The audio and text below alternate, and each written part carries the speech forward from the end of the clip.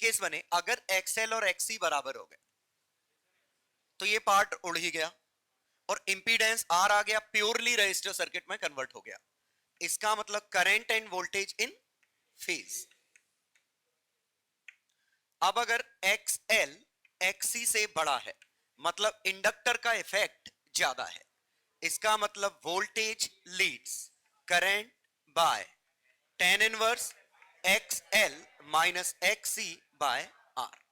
और अगर XL छोटा पड़ जाए तो current leads voltage by tan inverse XC minus XL by R। Clear? और ऑब्वियसली लास्ट केस हमारा ये था कि अगर ये हो तो इसका इंपीडेंस XL माइनस XC का मॉड। ठीक है? और कौन लीड करेगा? तो अगर XL XC से बराबर हुआ तो voltage leads by pi by 2, कम हुआ तो current leads by pi by 2, बराबर हुआ तो इनफाइनाइट करंट आ जाएगा। रेजोनेंस कह सकते हो उसको। बराबर हुआ तो इनफाइनाइट करंट आ जाएगा क्योंकि इंपीडेंस ही खत्म हो जाएगा। मतलब हम यहां क्या समझने की कोशिश कर रहे हैं कि इंपीडेंस के पास दो इंफॉर्मेशन है। एक इंफॉर्मेशन जो करंट का एम्पलीट्यूड डिसाइड करता है, वो इंफॉर्मेशन Z खुद है। और दूसरी इंफॉर्मेशन जो ये फेज वाली है, 0 पाई बाय 2 tan इनवर्स एटसेट्रा, ये वो इंफॉर्मेशन है जो डिसाइड करती है कि एंगल में कितना चेंज आएगा। तो अगर हमारा वोल्टेज साइन ओमेगा टी कुछ है प्लस फाई नॉट ये है, तो करंट की वैल्यू निकालेंगे तो V नॉट बाय जेड। तो Z तो इसका एम्पलीट्यूड डिसाइड कर देगा, लेकिन अगर इंस्टेंटेनियस वैल्यू चाहिए तो omega t plus phi naught, ये जो कहते हूं, और इसके साथ कुछ प्लस माइनस फाई आएगा। क्लियर? और वो प्लस माइनस फाई कितना होगा यहां से। तो अगर यहां फाई 0 है, यहां फाई माइनस पाई बाय 2, यहां प्लस पाई बाय 2, यहां minus tan inverse XL by R, यहां plus tan inverse XC by R। Clear? क्योंकि इंडक्टर वाले केसेस में नेगेटिव आएगा क्योंकि करंट लैग करेगा। कैपेसिटर में करंट लीड करता है तो वहां पॉजिटिव आएगा। क्लियर? तो negative in case of inductor. और एक और खास बात है, ये अलग अलग फॉर्मुलेज दिख रहे हैं, लेकिन अगर मैं इनका इक्विवेलेंट देखूं तो ये कॉस इनवर्स में सभी R बाय Z है। सोच पा रहे हो? ये सभी कॉस इनवर्स में R बाय Z बनेंगे। वजह है बिल्कुल सिंपल है कि R इधर होता, XL माइनस XC इधर होता, Z इधर होता, तो ये फाई R बाय Z ही तो बनता। क्लियर? तो आपकी मर्जी कैसे देख रहे हैं। मैं यहां रिकमेंड करूंगा कि फेजर्स आपको समझ में आने चाहिए कि हम Z को भी एक वेक्टर की तरह ट्रीट कर रहे हैं, फेजर की तरह, जिसके पास मैग्नीट्यूड तो है ही, डायरेक्शन भी है। पक्का समझ गए? Means actually Z is very similar to complex number. Complex number के पास मैग्नीट्यूड भी होता है, डायरेक्शन भी होती है। जैसे कॉम्प्लेक्स नंबर अगर मैंने 2 + 3i लिखा तो रियल पार्ट 2 है, इमेजिनरी पार्ट 3 है, तो कॉम्प्लेक्स नंबर 2 + 3i √13 इधर है, और ये फेज, ये एंगल tan इनवर्स 3/2 है। समझ गए? तो कॉम्प्लेक्स नंबर और Z काफी हद तक एक जैसे। ठीक है? वेक्टर में क्यों नहीं कह रहा हूं, लगता है ऐसा है कि वेक्टर ज्यादा बेहतर टर्म है कि आई कैप जे कैप ज्यादा कंफर्टेबल है, लेकिन वेक्टर से डिवीजन नहीं हो सकता। इसमें Z तो नीचे भी आ रहा है। अगर मैं वेक्टर कहता तो वेक्टर डिवीजन सही नहीं है, लेकिन कॉम्प्लेक्स नंबर डिवीजन तो सही है ना। कॉम्प्लेक्स नंबर से तो डिवाइड कर सकते हैं ना। बात समझ में आई? इसीलिए कॉम्प्लेक्स नंबर बेहतर टर्म है इंपीडेंस को रिप्रेजेंट करने का। ठीक है? लेकिन अच्छी बात यह है, हम कॉम्प्लेक्स नंबर चूंकि पढ़ा नहीं है, मैं इसलिए इस तरीके से नहीं पढ़ाया मैंने। ठीक है? इसीलिए हम इसको बस इतना समझेंगे कि शायद Z सिंबल कॉम्प्लेक्स नंबर के लिए भी यूज होता है, इसके लिए भी यूज होता है, कोइंसिडेंस नहीं है वो, because it can be represented in term of complex number, लेकिन हमें फर्क नहीं पड़ रहा है। बेहतर है हम इसकी जगह ये याद रख लें मैग्नीट्यूड और डायरेक्शन दो चीज की इंफॉर्मेशन है। मैग्नीट्यूड का क्या करेंगे, पीक निकालना हो उसमें, अगर सिर्फ पीक और आरएमएस निकालना है तो इस टर्म के बारे में हमें मतलब ही नहीं है, तो ये ओम्स लॉ है पूरा। क्लियर? पीक और आरएमएस में ये ओम्स लॉ है, ठीक है। इंस्टेंटेनियस वैल्यू निकालनी है तो एक छोटा सा चेंज और आएगा।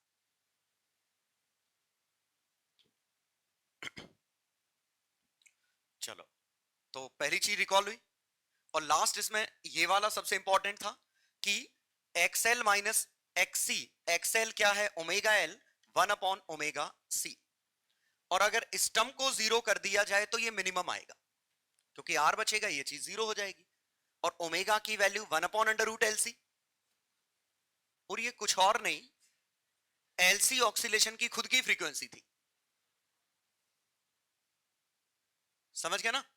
कैपेसिटर इंडक्टर को कनेक्ट किया था तब भी फ्रीक्वेंसी यही आई थी।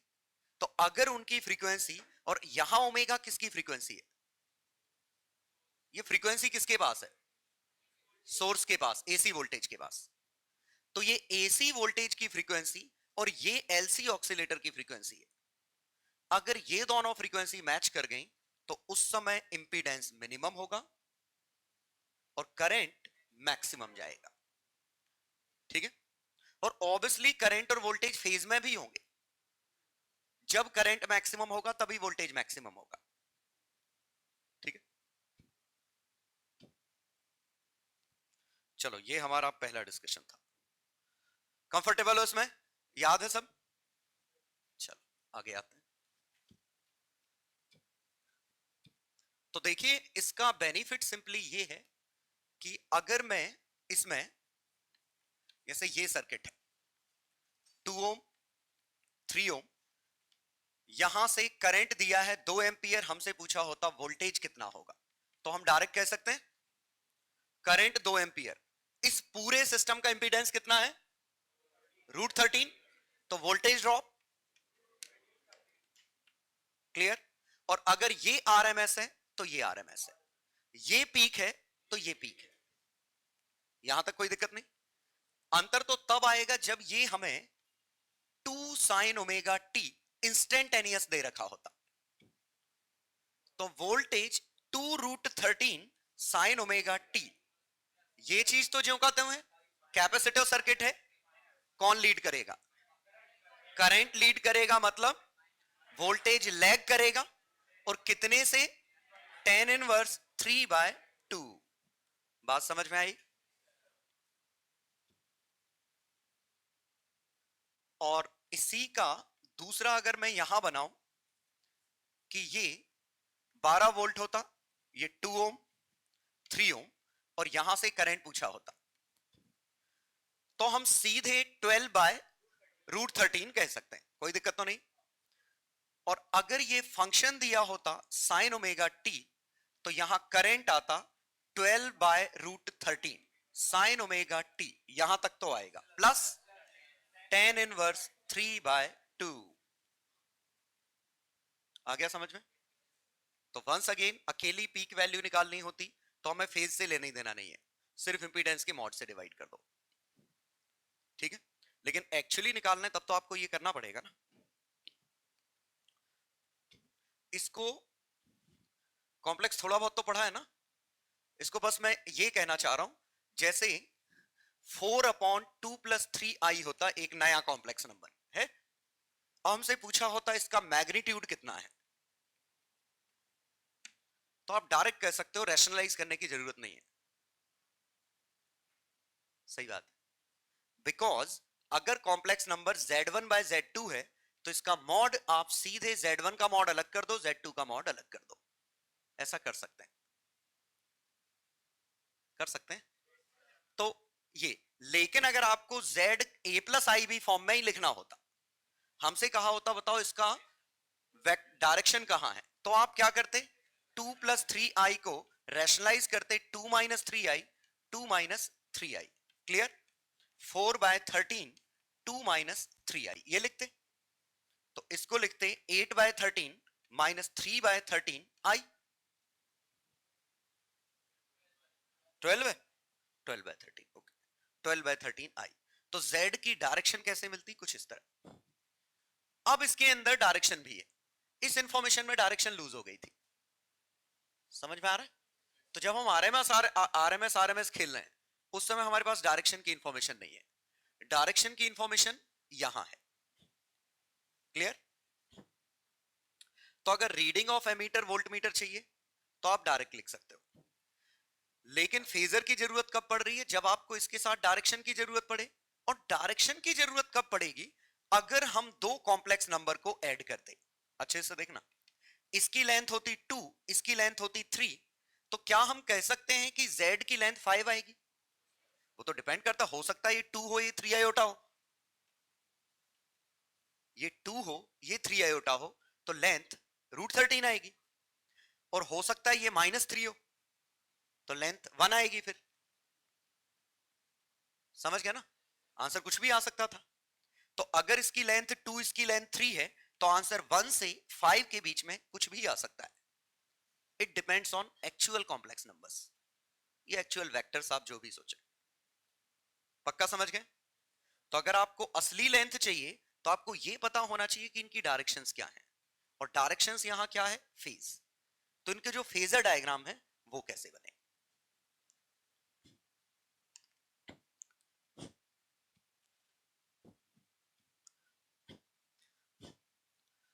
तो उम्मीद है आप हार्डली सरप्राइज होंगे अगर मैं इसको z को 2 -3 आयोटा कुछ ऐसे लिख लूं, और अगर ये होता 2 5 तो इसको 2 + 5 आयोटा लिख लूं, इसको 5, इसको 2, इसको 3, तो इसको 3 + 5 आयोटा -2 आयोटा, 3 + 3 आयोटा। ये समझ में है? मैग्नीट्यूड सही निकलेगा सब केस में, इवन डायरेक्शन भी सही निकलेगी। ठीक है, चलो, लेकिन अच्छी बात यह है हम ये कर नहीं रहे हैं, ये सब हमने ऑलरेडी मैग्नीट्यूड डायरेक्शन अलग अलग याद कर रखे हैं।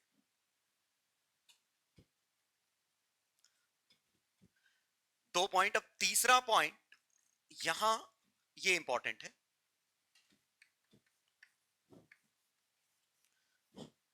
आपने यहां दिया 12 वोल्ट, यहां दिया 2 ओम, 6 ओम, या यहां 7 ओम, 15 वोल्ट, 4 ओम, 3 ओम, ये था।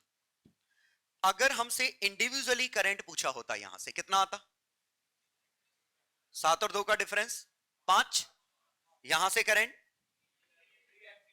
यहां से करंट झिल रहा है, लेकिन क्या यहां से 6 एंपियर लिख सकते हैं, क्योंकि ये 3 एंपियर और 3 एंपियर पैरेलल नहीं है। तो जब अकेला ये निकालना था, अकेला ये निकालना था, हमें सिर्फ मॉड से लेना देना था। लेकिन जब हम दो आरएमएस वैल्यू कंबाइन करेंगे, देन वी नीड फेजर्स। ये बहुत ही इंपॉर्टेंट पॉइंट है एक्चुअली, कि जब हम आरएमएस वैल्यू कंबाइन करेंगे तब आपको फेजर की जरूरत है, आरएमएस या पीक वैल्यूज। क्यों? क्योंकि आप उनके मैक्सिमा डायरेक्ट नहीं ऐड कर सकते थे। ठीक है, क्या हुआ? कोई बात नहीं, जल्दी जाओ, अभी तो तुम्हारे में टाइम है 7:30 से। समझ में आ गया कुछ?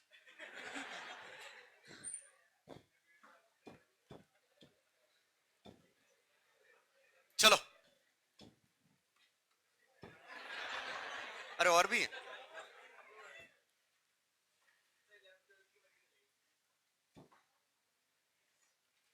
बेचारे परेशान होंगे कि समझ में कुछ आ नहीं रहा, हो क्या रहा है।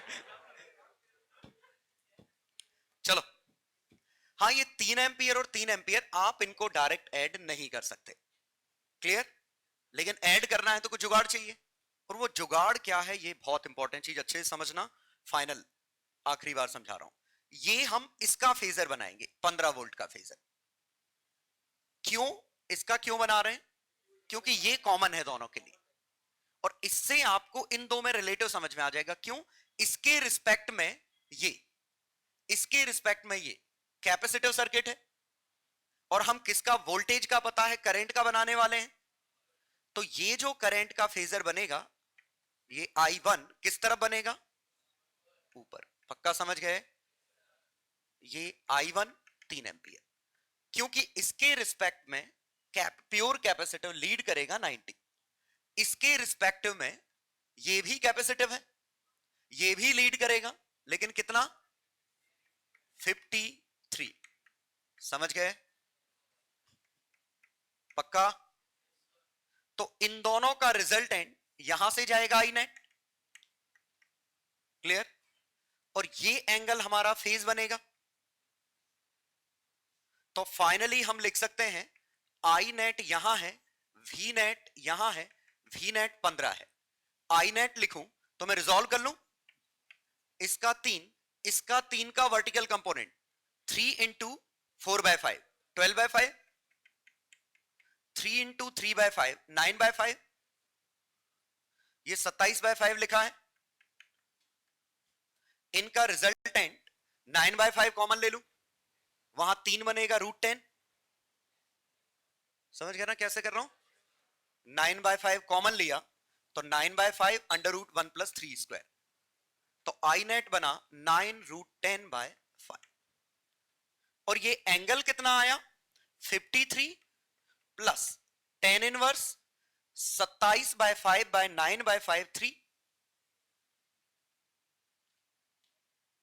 53 नहीं, एक्चुअल यही है, सॉरी ये 53 का है को, ये तो एक्चुअल यही है क्योंकि हॉरिजॉन्टल के साथ ही एंगल है। ये 10 इनवर्स 3 फेज आया। पक्का समझ गए? अब हमसे पूछा होता इसका पावर फैक्टर, तो ये cos of 10 inverse 3 he power factor है जो कि 1/√10 है। जल गया? Power factor cos of 10 inverse 3 1/√10। Average power VRMS, और ये RMS ही थी, कुछ नहीं लिखा मतलब RMS है। ना तो यहां पीक लिखा है कि ये पीक वैल्यू है, ना इसका फंक्शन दिया है, that means this is RMS। VRMS, IRMS, cos phi 1/√10। Average power आ गई। एवरेज पावर निकालने का हालांकि बेहतर तरीका हमारे पास था, जहां में फेजर से लेना देना नहीं है, IRMS का स्क्वायर इंटू R, और cos phi 1 होगा क्योंकि हम इस वाले पार्ट की बात कर रहे हैं, और तो कहीं रेजिस्टेंस है नहीं। 3² इंटू 3 27 वॉट। और अगर हमने सही सॉल्व किया है तो यहां भी 27 है 27। याद आया क्या किया? ये पैरेलल सर्किट्स थे, जहां इस सर्किट का इससे कोई लेना देना नहीं। और अगर सर्किट का लेना देना नहीं है तो इंडिविजुअली हम दोनों में के अलग अलग आंसर निकाल सकते हैं। कंबाइन करना है, वी विल नीड फेजर्स, उसी से पावर एवरेज RMS ये सब निकल आएगा। ठीक है? हालांकि एक चीज जो मैंने हालांकि ज्यादा डिस्कस नहीं की, उसकी जरूरत नहीं पड़ेगी, लेकिन फिर भी हमें ये समझ में आना चाहिए कि इंस्टेंटेनियस करंट कितने हैं। क्योंकि अगर पूछ ही लिया जाए तो आपको ये समझ में आना चाहिए कि इंस्टेंटेनियस हम लिखेंगे कैसे। तो ये कितना था? तो यहां मैं क्या कर रहा हूं, 15 sin ओमेगा t + 5 ये होता। अब इसका करंट लिखना होता, कितना है? 2 ओम 7 ओम, 5 15/5 3। तो I1 की वैल्यू बोलो, 3 sin ओमेगा t + π/2, बिल्कुल सही। I2 ये भी है 3 और 4 5 ओम है, 3 sin omega t + tan inverse 4/3। I net, तो इन दोनों का कॉम्बिनेशन और ये हम यहां से उठा लें, कितना आया था? 9√10/5 sin omega t + tan inverse 3। Clear? पक्का समझ गए? अब जैसे और गंदा करता हूं मैं इसमें, मैं पूछूं इस पे ड्रॉप क्या है, अच्छे समझना ये पॉइंट, ड्रॉप एट टी। अगर सिर्फ ये पूछा होता ड्रॉप की पीक वैल्यू, तो करंट उसमें से कितना जा रहा था? 3 एंपियर इंटू 4 12, सीधे 12 वोल्ट इस पे, 9 वोल्ट इस पे, समझ गए? 15 वोल्ट इस पे, 6 वोल्ट इस पे, नहीं 21 वोल्ट इस पे, 6 वोल्ट इस पे। क्लियर? लेकिन यहां वोल्टेज की इंस्टेंटेनियस वैल्यू पूछी है, तो करंट I2 की पीक वैल्यू 3 इंटू 4 12। तो इस ब्रांच से जाने वाला करंट क्या है? ये, और प्योर कैपेसिटर है, और प्योर कैपेसिटर में करंट या वोल्टेज कौन लीड करता है? कितने एंगल से? गिवन क्या है? करंट। निकालना क्या है? वोल्टेज। तो एंगल क्या करेंगे? पीक वैल्यू ये, और angle tan inverse 4/3 minus pi by 2। ये समझ में आया क्या हुआ? इस ब्रांच का करंट हमें मिल चुका था, अब हमें इसका वोल्टेज चाहिए। तो कैपेसिटर का करंट गिवन है, वी नीड कैपेसिटर वोल्टेज। तो पीक वैल्यू के लिए तो हमने ये मल्टीप्लाई कर दिया ओम्स लॉ, लेकिन इंस्टेंटेनियस चाहिए। तो हमने देखा कैपेसिटर में वोल्टेज लैग करता है बाय पाई बाय 2। ये बात समझ में आई क्या हुआ? ठीक है, ये पूरा डिस्कशन का पूरा की कॉन्सेप्ट था। जैसे यहां अगर निकालें तो यहां वोल्टेज लिखते, फंक्शन बोलो 6, पहले तो ये तो सही लिखो 6 sign omega t plus pi by 2।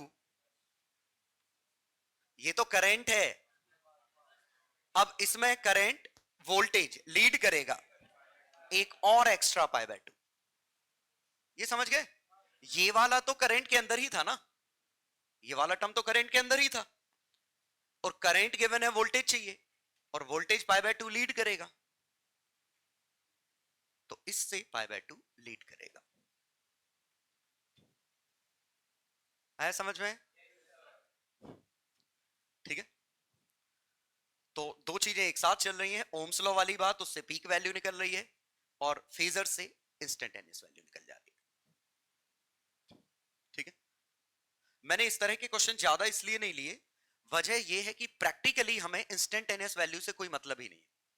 Practically हमें आरएमएस या रीडिंग ऑफ एमीटर या पावर, इनमें जरूरत पड़ेगी, तो उनमें इंस्टेंटेनियस वैल्यू का रोल है नहीं, इसीलिए हम जनरली इंस्टेंटेनियस वैल्यू निकाल नहीं रहे हैं। ठीक है, वो सिर्फ क्वेश्चन करने के काम की है।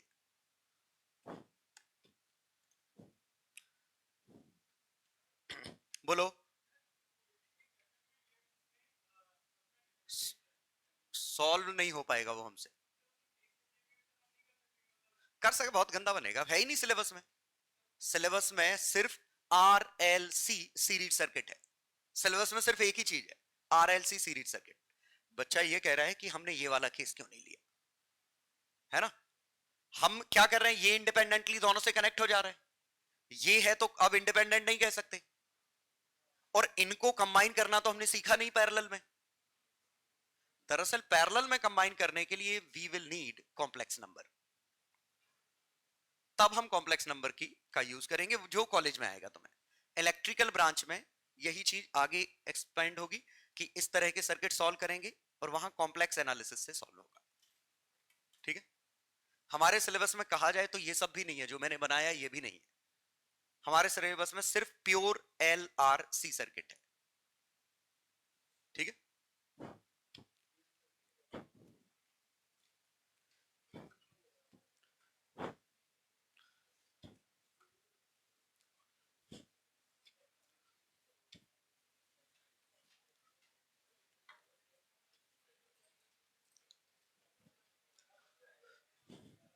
तो एक दो क्वेश्चन, फिर उसके बाद मैं इसको कंक्लूड करने वाला हूं।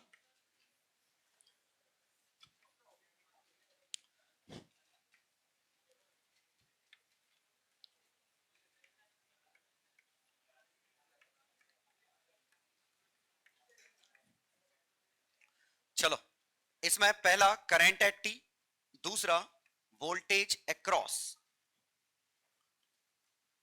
या ये ले लेता हूं, reading of V1 at T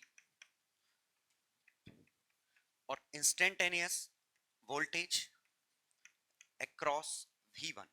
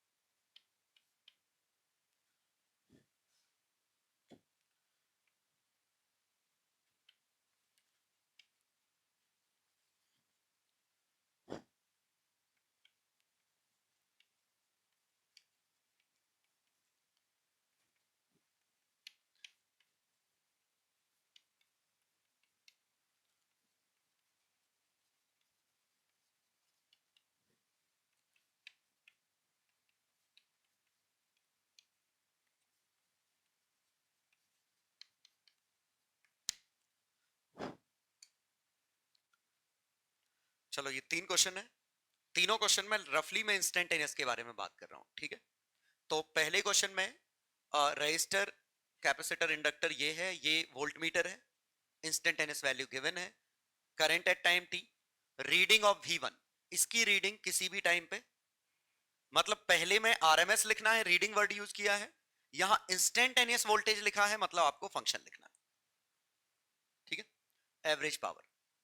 question number 2 में भी 3 इंडिपेंडेंट पैरेलल सर्किट है, ये किसी भी समय 10 sin ओमेगा t प्लस 5 इसका फंक्शन है, ये 2 ओम, 4 ओम, 3 ओम, अच्छी बात है मैंने रिएक्टेंस दे रखे हैं सबके।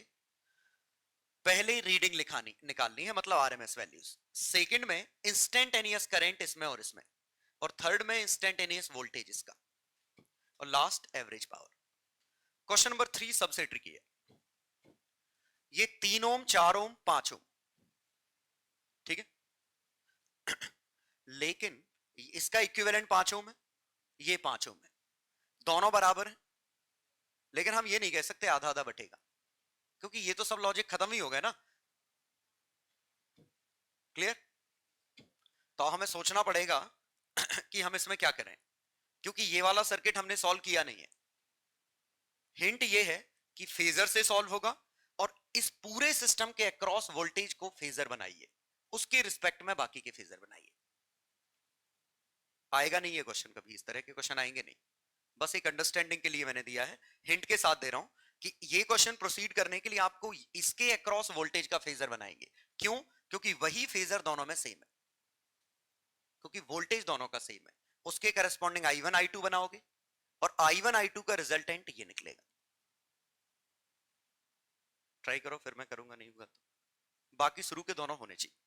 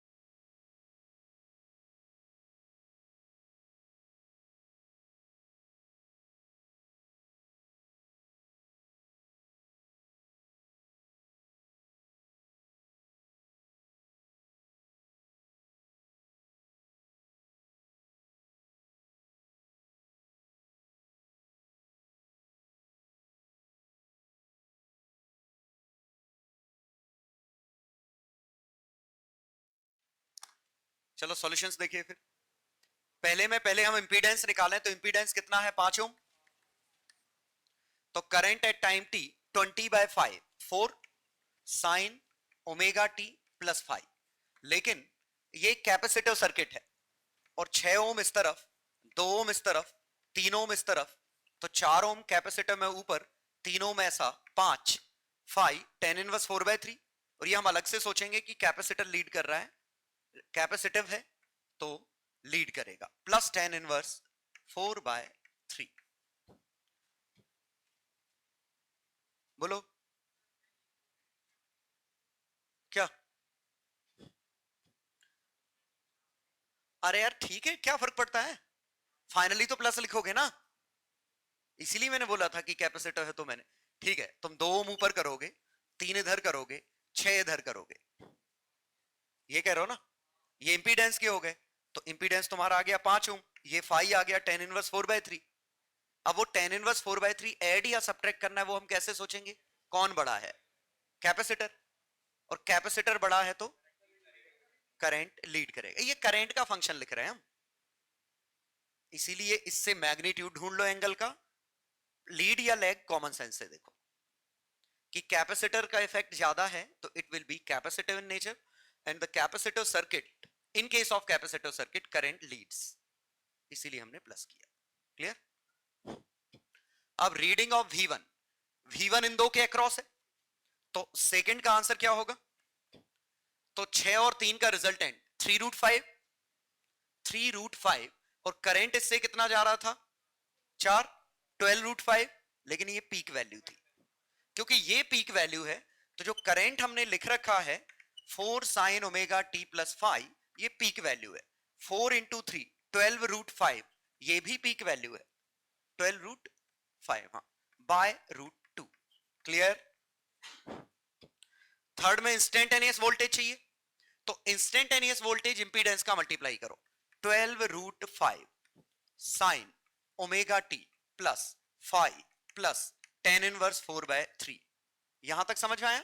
ये तो मैंने करंट लिखा है। अब हम देखें इसकी प्रॉपर्टी क्या है।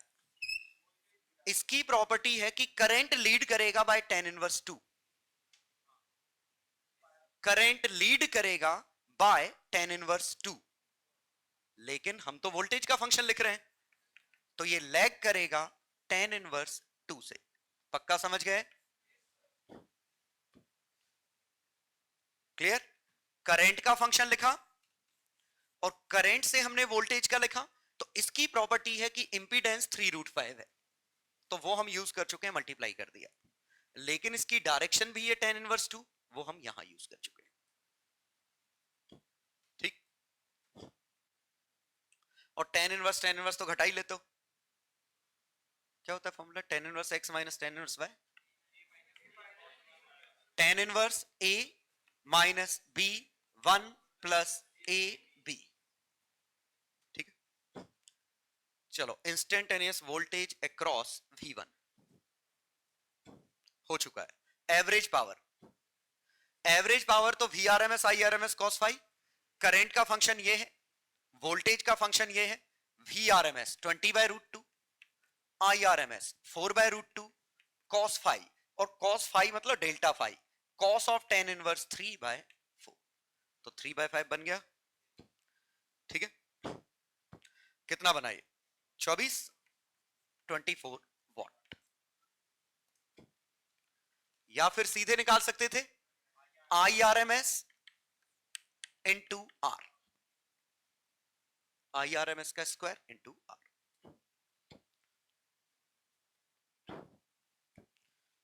अब आ जाओ अगले लॉजिक पे, अगला क्वेश्चन, सॉरी।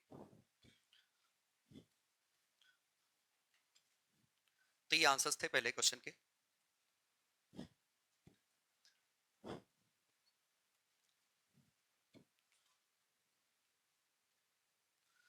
चलो तो सेकंड क्वेश्चन पे आते हैं।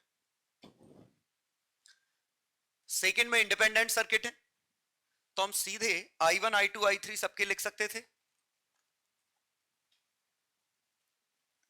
I1 I2 I3, तो सीधे हम फंक्शन ही लिख लेते हैं। I1 10/2 5 sine omega t plus 5 plus π/2। Clear? I2 इस वाले से 4 और 3 का 5, तो 2 sine omega t plus 5 minus tan inverse 3/4।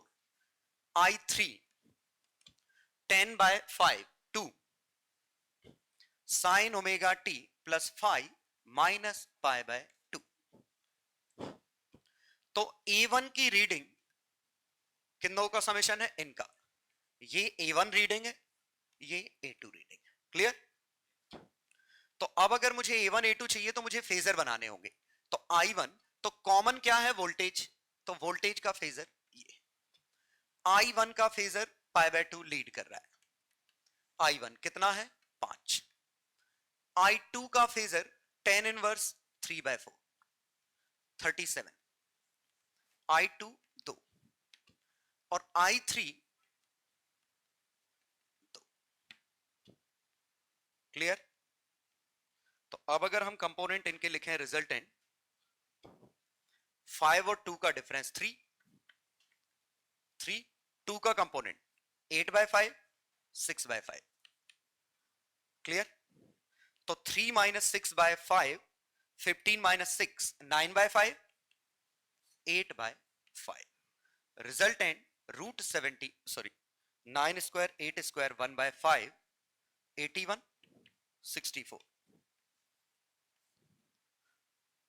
145/5, ये रिजल्टेंट आया। तो ये जो √145 ये किसकी रीडिंग आई? A2 की। ठीक, तो A2 का आंसर आया, इनको कंबाइन करो, 145/5 peak value sign omega t plus 5। लेकिन ये साइन ओमेगा टी प्लस 5 तो वोल्टेज का फेजर था, इससे ऊपर चला गया और कितना? tan inverse 9/8। ये A2 की रीडिंग किसी भी टाइम पे। A1 की रीडिंग चाहिए होती तो इन दो का सुपरपोजिशन है, और A1 की रीडिंग इन दो का समेशन है, मतलब इन दो को जोड़ते।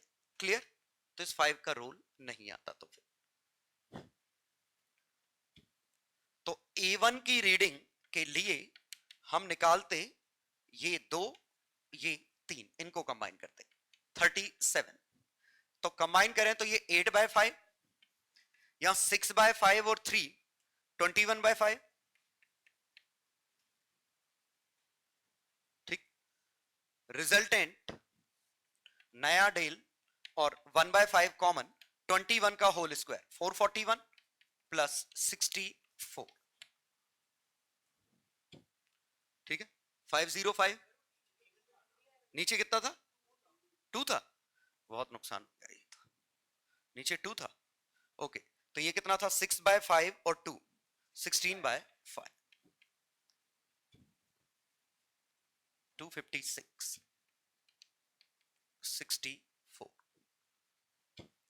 तो A1 की वैल्यू आई, इन दो को कंबाइन करो, 256, 320,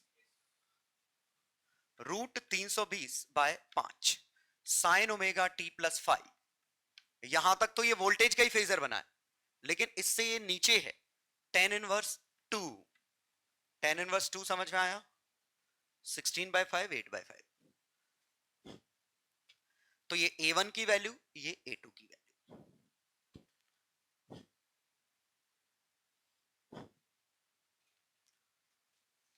और क्या पूछा है? ये और पूछा है वोल्टेज। आरएमएस पूछा होता तो बहुत आसान था। I2 की वैल्यू है 2, ये 3, 2 इंटू 3 6/√2, 6/√2 आ जाता। लेकिन हमसे ये वैल्यू पूछी है इसकी, तो ये हम लिखते I2 का फंक्शन क्या है ये। तो इसमें 3 मल्टीप्लाई करो, 6 sign omega t plus 5 minus tan inverse 3/4। अब फेज सोचना है, और इसमें वोल्टेज लीड करता है बाय π/2। ये इसके वोल्टेज का फंक्शन। लास्ट शायद पूछा है पावर फैक्टर। पावर फैक्टर या एवरेज पावर, ठीक है। तो पावर फैक्टर के लिए हमें रिजल्टेंट चाहिए, रिजल्टेंट ये था, और ये हमारा नेट पावर फैक्टर का cos फाई है। ठीक है, तो tan थीटा हमारा 9/8 था, power factor cos inverse 8/8 square plus 9 square का अंडर रूट, ये आता। एवरेज पावर, एवरेज पावर के लिए हम सीधे रेजिस्टेंस से निकाल लें, 4 ओम, I2 कितना था? 2, तो √2 का होल स्क्वायर इंटू 4, 8 वॉट। लिख लो आंसर्स जिनके नहीं मैच की हो।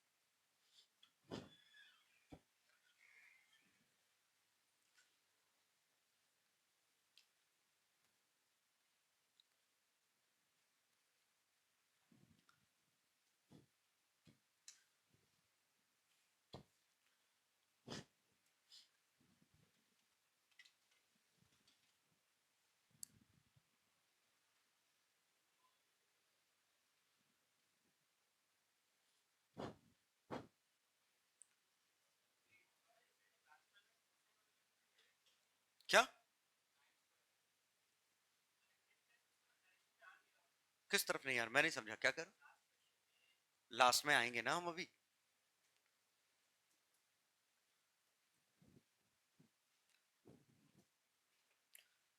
चलो लिख लिया आंसर्स।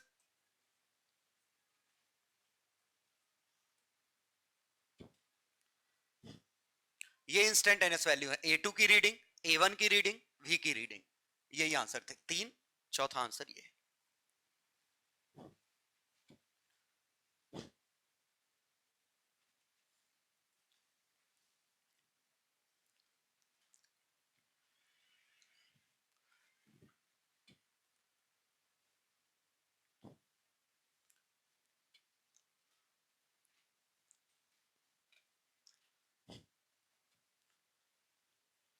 लास्ट क्वेश्चन देखिए। लास्ट क्वेश्चन में समस्या समझिए कि हमें नहीं पता कि हम किस रेशो में बांटेंगे। प्योर रेजिस्टेंस होते डायरेक्ट रेशो में बांट देते, लेकिन प्योर रेजिस्टेंस तो है, सॉरी इनवर्स रेशो में बांट देते। रेजिस्टेंस तो है नहीं, ये तो कॉम्बिनेशन है, तो वो सब काम नहीं करेगा। तो हम इसमें क्या सोचते हैं कि अगर इसके अक्रॉस वोल्टेज किसी भी टाइम पे V होता, तो let VT be voltage at time T across system, ये सिस्टम का वोल्टेज VT। इसको मैं I1 मानूं, इसको I2 मानूं। अब देखिएगा, अगर वोल्टेज गिवन है तो जो वोल्टेज इसका है उस वोल्टेज के हिसाब से इसका करंट लीड करेगा या लैग करेगा? तो I2 हमारा लीड करेगा, क्लियर। और I2 और I1 हमारा लैग करेगा, कितने एंगल से? 3/4, मतलब ये समझ में आया। और अब जरा समझिए, I1 की वैल्यू अगर VT में ले लूं, V0 sin omega t plus 5 या कुछ भी ले लूं, प्लस मुझे नहीं पता क्या है, पीक वैल्यू में V0 लूं, तो ये V0 बाय 5 लिखा है, ये समझ में आया। और इत्तेफाक से ये भी V0 बाय 5 है, ये अपॉन 5 समझ में आया क्या है कि अगर इसकी वोल्टेज की पीक वैल्यू, ये मैं V0 sin ओमेगा t ये ले रहा हूं, पीक वैल्यू V0 है, इंपीडेंस से डिवाइड करोगे तो करंट की पीक वैल्यू आ जाएगी, इंपीडेंस से डिवाइड करोगे करंट की पीक वैल्यू आ जाएगी। अब हम इन दो को कंबाइन करें तो सहूलियत के लिए मुझे इतना ना लिखना पड़े तो मैं इसको छोड़ो, लिख लूंगा, क्या फर्क पड़ता। V0 बाय 5 का कॉस और साइन, तो ये क्या बनेगा? V0 बाय 5 का कॉस 4V0 बाय 25, और ये V0 bye 5 minus V0 bye 5 का 3/5, तो V0 बाय 5 का 2/5, समझ गए? ये V0 बाय 5 है, ये V0 बाय 5 का 3/5, 3V0 बाय 25, तो घटाओ V0 bye 5 minus 3V0 bye 25, 5 से मल्टीप्लाई डिवाइड करो, ओके 8 लिखा मैंने, 2V0 बाय 5 बाय 25, हाँ ठीक, 2V0 बाय 25, इसका 4V0 बाय 25, तो रिजल्टेंट कितना बना? आई नेट की वैल्यू कितनी आई दोनों को, तो 2V0 बाय 25 कॉमन ले लूं, इंटू √5 लिख सकता हूं, पक्का। लेकिन अच्छी बात है, रिजल्टेंट हमें पता था कितना, 4 sin ओमेगा t। सोचो, यही रिजल्टेंट करंट तो 4 sin ओमेगा t हमें पता है, क्लियर। और इसको अगर कंपेयर कर दूं तो मैं पीक वैल्यू तो कंपेयर करूंगा, 2V0 bye 25 is equal to 4, तो V0 की वैल्यू 50, √5 कहां चला गया, इंटू √5 था ना, हाँ 4 बाय √5, ठीक है।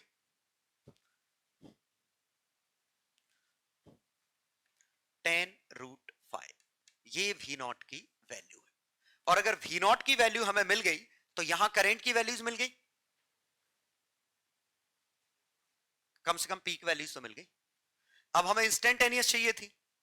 अच्छी बात यह है कि इंस्टेंटेनियस भी मुश्किल नहीं है। क्यों? आई नेट ये था, वी नेट हमारा ये था, ये एंगल था tan इनवर्स 1/2। सोचो, तो आई नेट हमें मिल चुका था 4 sin ओमेगा टी। तो वी नेट की value V naught sine omega t minus tan inverse 1/2 है। ये क्लियर हुआ? क्योंकि वी नेट आई नेट से इतना पीछे है और कंपेयर करने पे वी नॉट की वैल्यू हमें मिल चुकी थी कितनी? tan√5।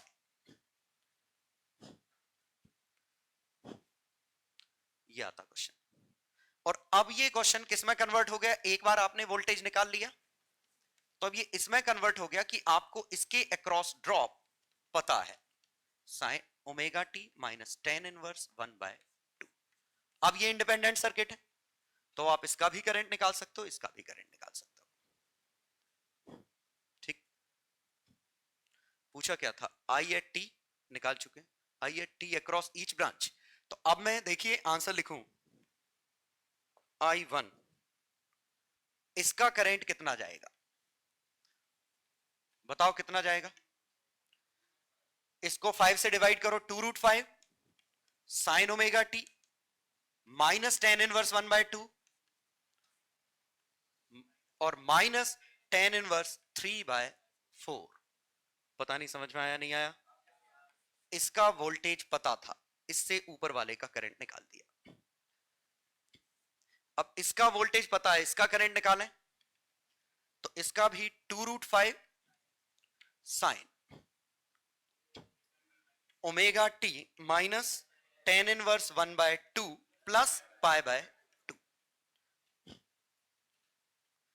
तो ये तो तय था कि वोल्टेज सेम है, इंपीडेंस सेम है, करंट का मैग्नीट्यूड या एम्पलीट्यूड सेम आएगा।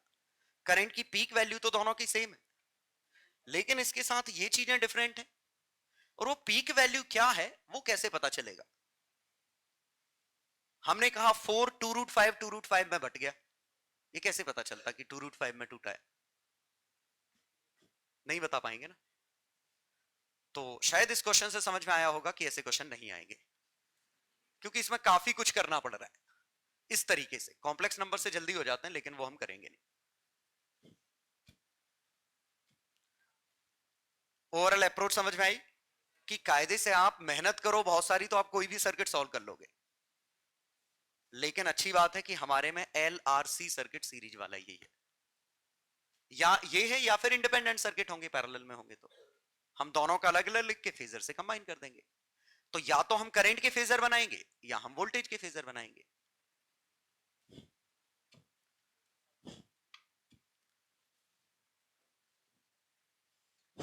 हाँ, तो अब इंपीडेंस मिल गया ना। इंपीडेंस कैसे? Total voltage upon total current. Total voltage का फंक्शन क्या है? ये वी नेट, आई नेट का फंक्शन ये है। तो इंपीडेंस आया tan√5/4। एवरेज पावर आई, तो इसके लिए हम फिर से मेहनत नहीं करने वाले हैं, सिर्फ रेजिस्टेंस पे निकालेंगे पावर। और करंट का फंक्शन कितना था? 2√5। तो 2√5/√2 का होल स्क्वायर इंटू 4। ठीक है। और पावर फैक्टर, ये फेज हमें मिल चुका है tan इनवर्स 1/2। तो cos inverse, cos of tan inverse 1/2 2/√5।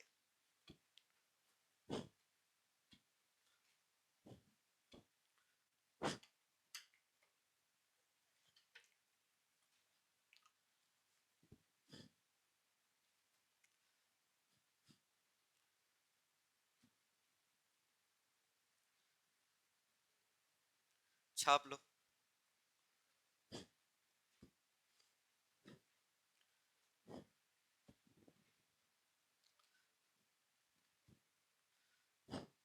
मतलब ये ऐसा टॉपिक है, फॉर्मूला भी याद रख लो तो भी काम चल जाता है। इंपीडेंस का फॉर्मूला याद रख लो, रट मारो किसमें लीड करता है किसमें लैग करता है। बस एक फेज का फॉर्मूला है cos इनवर्स R/Z, एक इंपीडेंस का फॉर्मूला है।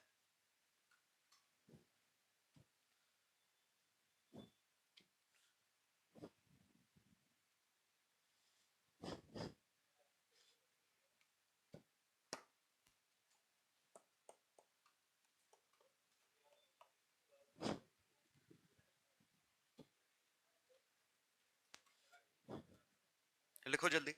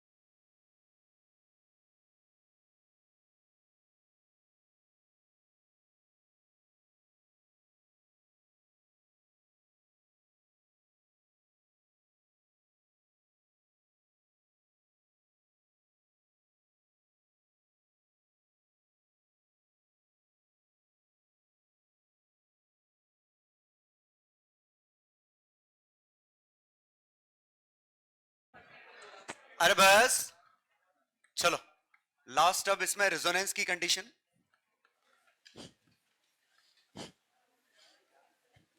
और रेजोनेंस के लिए पहले हमने इंपीडेंस लिखा R square plus omega L minus 1/ओमेगा सी का होल स्क्वायर का अंडर रूट। और हम इंपीडेंस का ग्राफ ओमेगा के साथ बना रहे हैं या फ्रीक्वेंसी के साथ। तो ओमेगा की वैल्यू जब टेंडिंग टू 0 होगी, जब ओमेगा काफी छोटा होगा तो ये इनफाइनाइट बनेगा। ओमेगा जब टेंडिंग टू 0 होगा तो ये सर्किट जरा समझो, ओमेगा अगर टेंडिंग टू 0 है तो ये डीसी हो गया, बदल ही नहीं रहा है। और कैपेसिटर ब्लॉक्स डीसी, ये जानते हो, कैपेसिटर डीसी को ब्लॉक कर देता है, मतलब स्टडी स्टेट आई करंट जाना बंद हो गया। तो ओमेगा अगर टेंडिंग टू 0 है तो हम ये सोच रहे हैं कि V naught sine omega t plus 5 function था, ये चीज 0 हो गई तो वी नॉट साइन 5 बना, ये तो कांस्टेंट है। तो करंट 0, करंट 0 मतलब इंपीडेंस इंफिनिटी। क्लियर?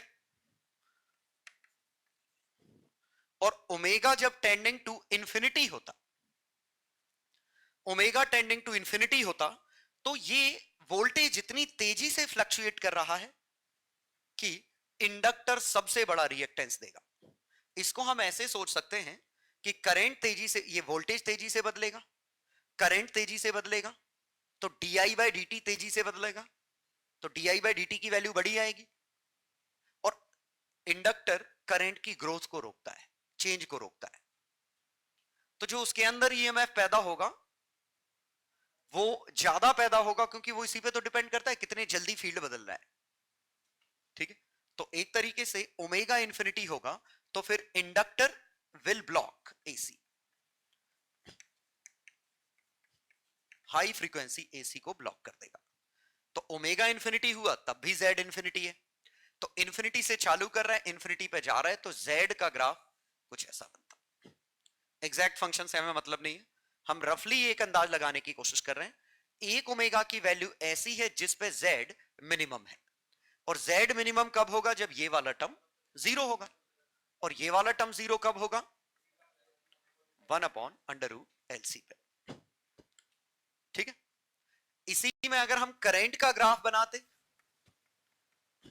तो current V naught by Z पे डिपेंड करेगा, तो इसका उल्टा बनेगा। क्लियर? तो ये वो केस है 1/√LC वाला, ठीक है, जिस पे हमारा करंट मैक्सिमम है और obviously maximum V by R है, और ये मिनिमम Z की वैल्यू R है। बात समझ में आई? तो करंट के मैक्सिमम की वैल्यू ये।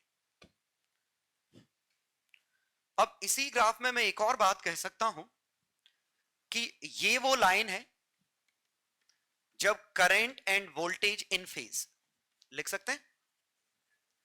ये पार्ट वो है जहां कौन लीड कर रहा है। कैसे पता चला? क्योंकि ओमेगा हमने बड़ा कर दिया, ये दोनों एक समय बराबर थे। अगर मैं ओमेगा बढ़ाता हूं तो ये वाला टर्म बढ़ जाएगा, ये घट जाएगा, तो नेट इंडक्टर जीतेगा, तो वोल्टेज लीड्स करंट। और ये वो है जहां करंट लीड्स वोल्टेज। ठीक है, मतलब ये सर्किट पार्शियलिटी कर रहा है, एक पर्टिकुलर फ्रीक्वेंसी के नेबरहुड को जाने दे रहा है, लेकिन जो ही आप उस फ्रीक्वेंसी से दूर जा रहे हो, इस तरफ या इस तरफ, ये उनको ब्लॉक कर दे रहा है, फिल्टर कर दे रहा है। क्लियर? तो ये दरअसल सर्किट हमारा फ्रीक्वेंसी सिलेक्टर सर्किट है, एक पर्टिकुलर फ्रीक्वेंसी को मिनिमम रेजिस्टेंस ऑफर करता है। ठीक है, तो उसके लिए करंट सबसे ज्यादा है और बाकी सबका करंट नेग्लिजिबल है। तो ये हमारा बेसिक कॉन्सेप्ट था इसमें। ठीक है, तो इसे हम फ्रीक्वेंसी सिलेक्टर सर्किट कह सकते हैं, या यही हमारा ट्यूनर सर्किट है, इसी को हम ट्यूनर कहते हैं।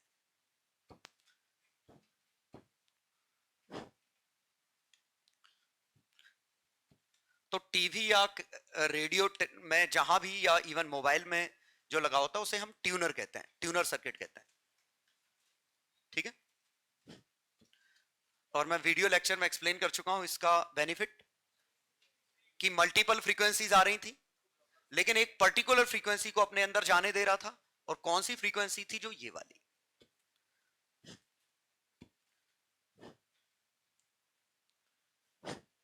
ठीक है,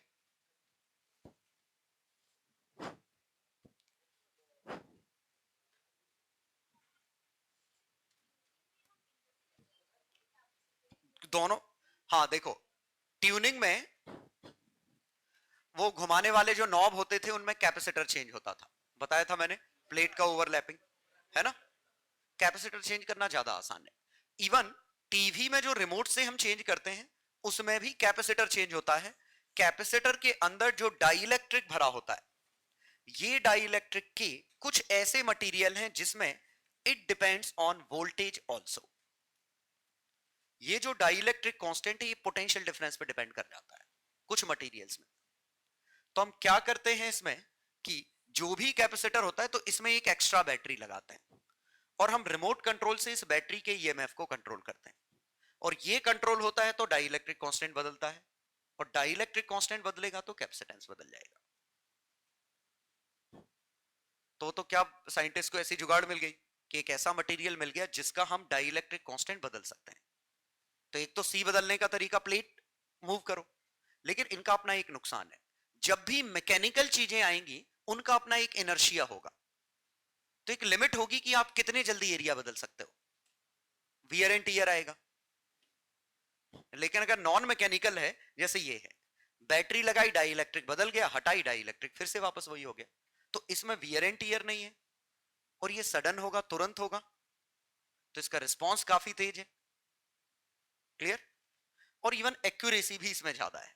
मैकेनिकल की अपनी एक लिमिट है कि आप कितने प्रिसीजन पे उसको घुमा सकते हो, लेकिन वोल्टेज में प्रिसीजन कितना देना है, ठीक है, इसकी एटलीस्ट उतनी लिमिट तो नहीं जो मैकेनिकल की थी। जब हम बटन दबा रहे होते हैं ना, तो हम कहीं उससे सिग्नल भेजते हैं, वो सिग्नल वहां गेन करता है, उसको ये पता चलता है कि इस सिग्नल के करस्पॉन्डिंग मुझे इस जगह का वोल्टेज बदलना है। इनडायरेक्टली हम जब भी सिग्नल चेंज करते हैं यहां, तो वहां वो कहीं ना कहीं का वोल्टेज बदल रहा होता है।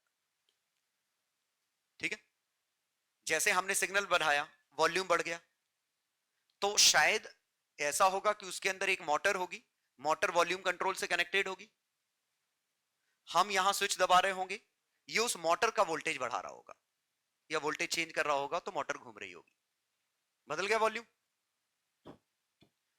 ऐसे ये कैपेसिटर में जब हमने स्विच दबाया, कैपेसिटर के क्रॉस वोल्टेज बदला।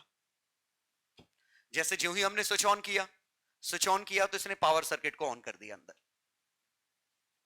ठीक है, तो वो इलेक्ट्रॉनिक्स का काम है, वो सब इलेक्ट्रॉनिक्स इंजीनियरिंग में पढ़ोगे कि आखिरकार ये होता कैसे है। ठीक है, उसी के लिए माइक्रो कंट्रोलर जिन्हें कहते हैं, वही बड़े होके कंप्यूटर के सीपीयू कहे जाते हैं, वही माइक्रो कंट्रोलर है। छोटी छोटी चिप होती हैं जिनके अंदर ये लॉजिक होता है कि जो इनपुट लेते हैं आउटपुट देते हैं। इनपुट आएगा कोई इलेक्ट्रोमैग्नेटिक सिग्नल, आउटपुट आएगा कोई करंट या वोल्टेज। ठीक है, तो बेसिकली हमने बस एक छोटा सा कॉन्सेप्ट यहां देखा कि आखिरकार ये पर्टिकुलर फ्रीक्वेंसी को सिलेक्ट कैसे कर रहा है। ठीक है, और इत्तेफाक से ये फ्रीक्वेंसी ठीक वही थी जो ये थी, कि अगर इसको हम एनर्जी दे देते, अगर हम इसको एनर्जी प्रोवाइड कर देते, तो ये किस फ्रीक्वेंसी से ऑक्सिलेट करता, तो ये इससे। This is called natural frequency of oscillation. और जरा समझो, इसको किसी और चीज से लेना देना नहीं है, ये इनकी खुद की प्रॉपर्टी है। मतलब अगर आप उसको एनर्जी दोगे तो इस फ्रीक्वेंसी से ऑक्सिलेट करेगा। ये नेचुरल फ्रीक्वेंसी वर्ड समझ में आया? नेचुरल फ्रीक्वेंसी काफी हद तक, ये जैसे ये मेरी रॉड, इस रॉड को मैंने नीचे हिट किया, आवाज इसकी आ रही है, मुझे इसकी आवाज चाहिए, जुगाड़ मिल गई। जैसे मैं इसी को हिट कर रहा हूं,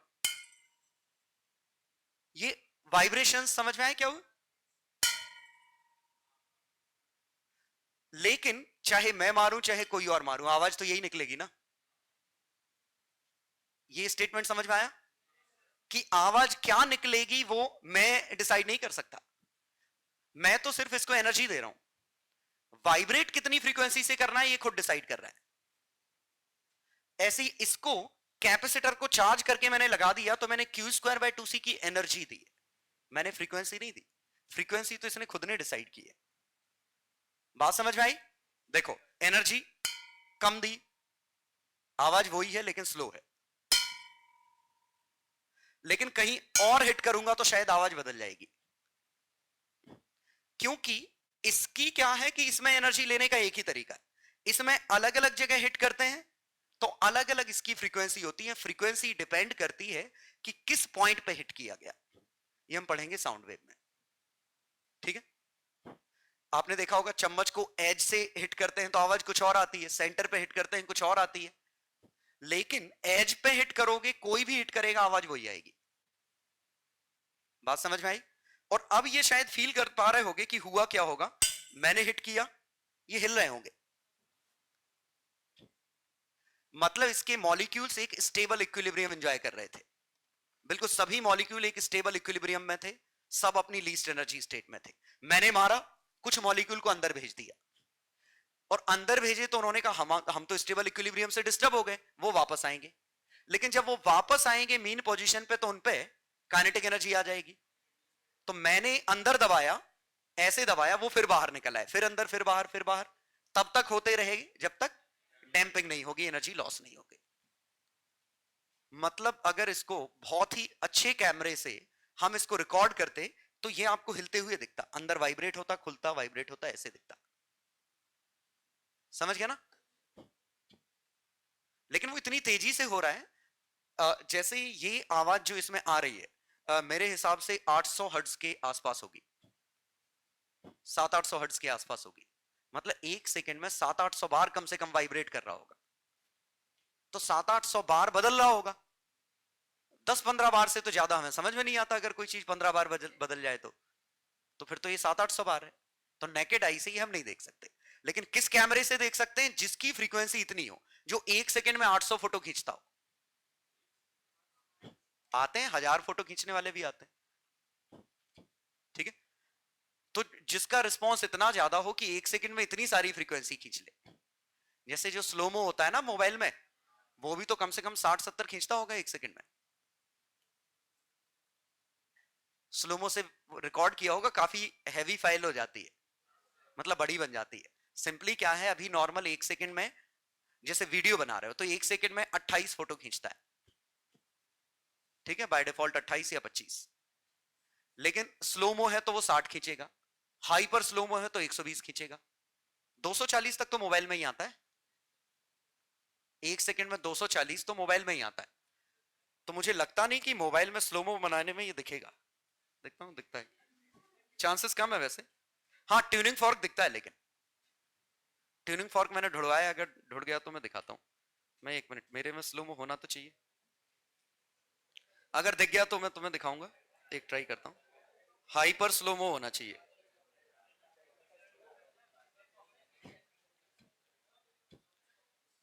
पता नहीं उतनी दूर से पहले ये दिख रहा है कि नहीं, ये फ्लक्चुएशंस दिख रहे होंगे।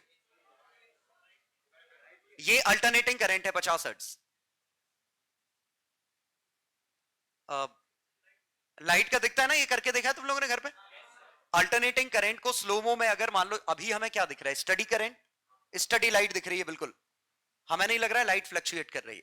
लेकिन स्लोमो में जब वीडियो बना रहे हैं तो देखो फ्लक्चुएशंस दिख रहे हैं, उधर भी दिखेंगे। पता नहीं, ये देख लो, दिख रहा है ना? और तो श्रीलंका में भी आऊं, देखो ये दिख रहा है ना? वो तो हमारी आंखें कैपेबल नहीं है, लेकिन इनके सेंसर्स कैपेबल हैं इतने। मुझे वो जो देखना है वो ये देखना है कि ये दिखता है कि नहीं। पता नहीं, चांसेस कम ही है।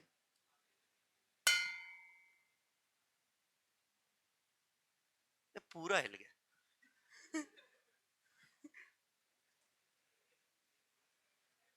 पता नहीं,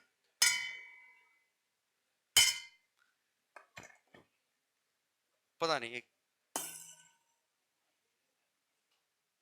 एक्चुअली क्या एसी की लाइट भी फ्लक्चुएट कर रही तो पता नहीं चल रहा है, इसमें नहीं दिख रहा है। कंक्लूजन ये है, मतलब 250 हर्ट्ज से तो ज्यादा है,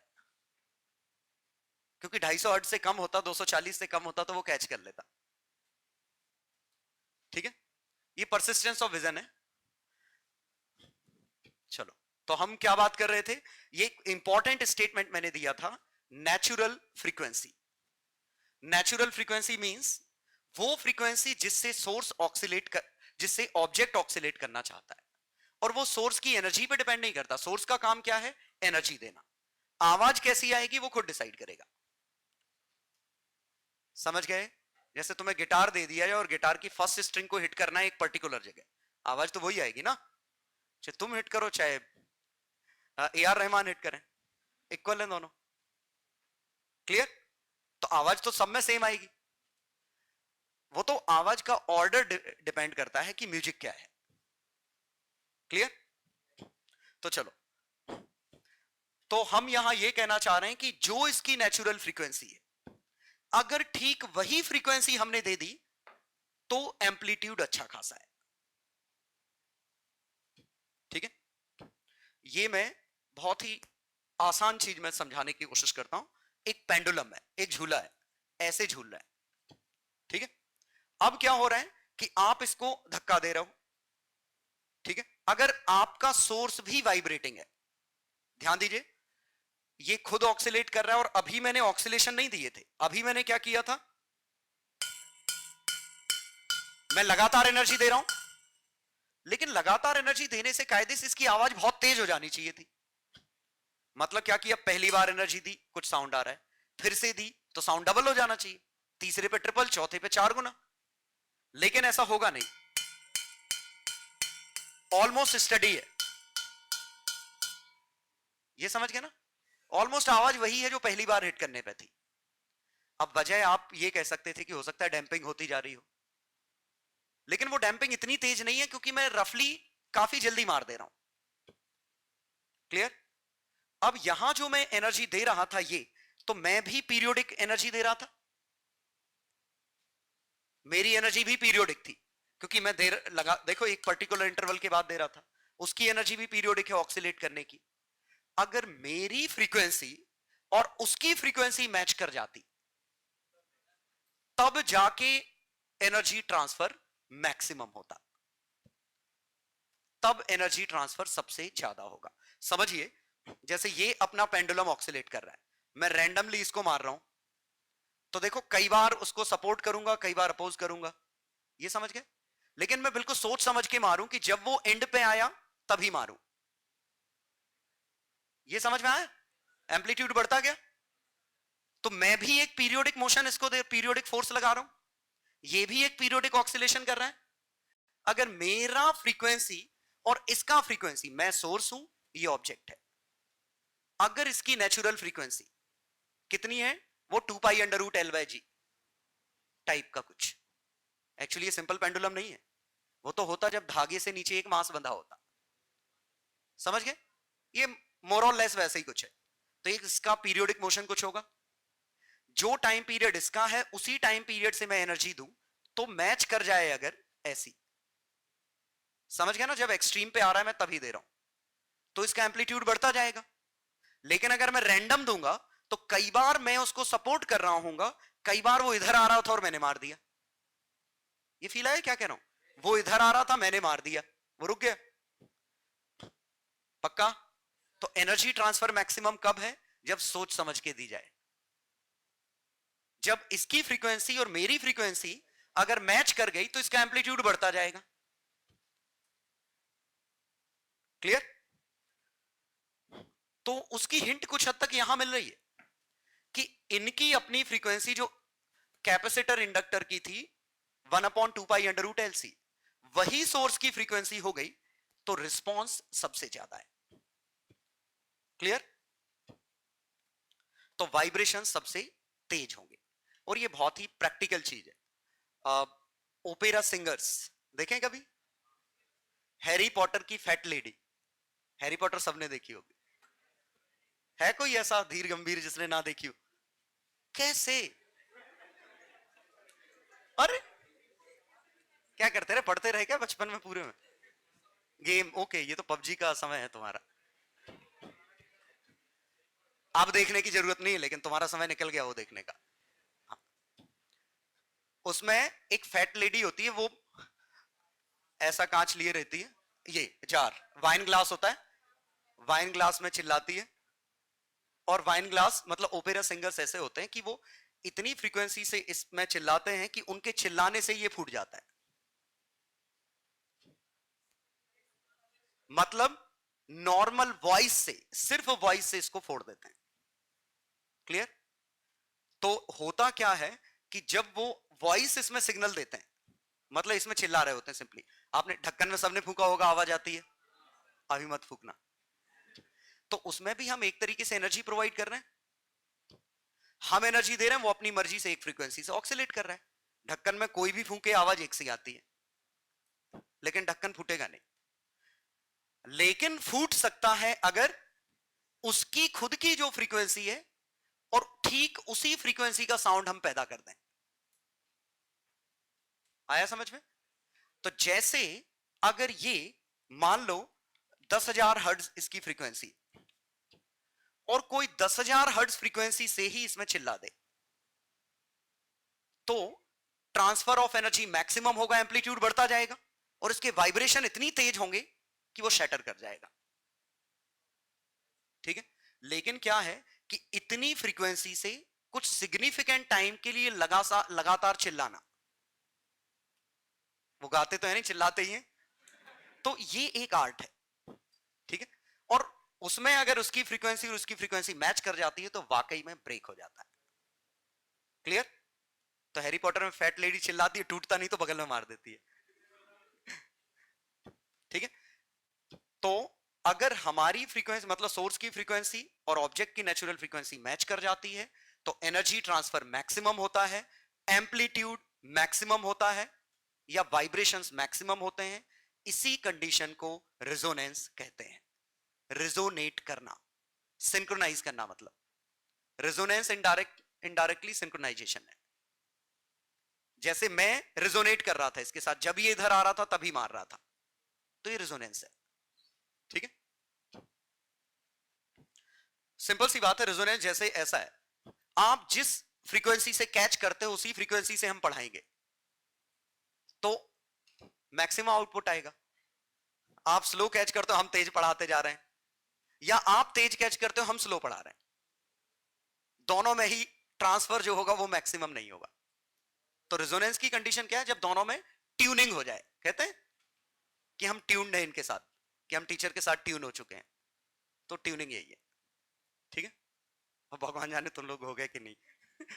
तो उम्मीद है समझ में आया होगा। मैं यहां इस टर्म को डिफाइन, ये पूरा जो कहानी मैंने सुनाई, इस टर्म को डिफाइन करने की, रेजोनेंस। क्लियर? रेजोनेंस या सिंक्रोनाइजेशन, लगभग यही प्रिंसिपल हम एक बार और देख चुके हैं। बताओ किस जगह हमने बात की थी रेजोनेंस की, जहां फ्रीक्वेंसी मैच कर गई थी? हम बात कर चुके हैं 12th में ही।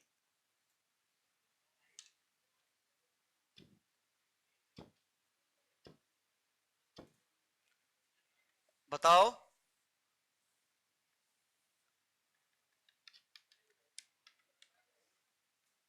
याद नहीं आया अब?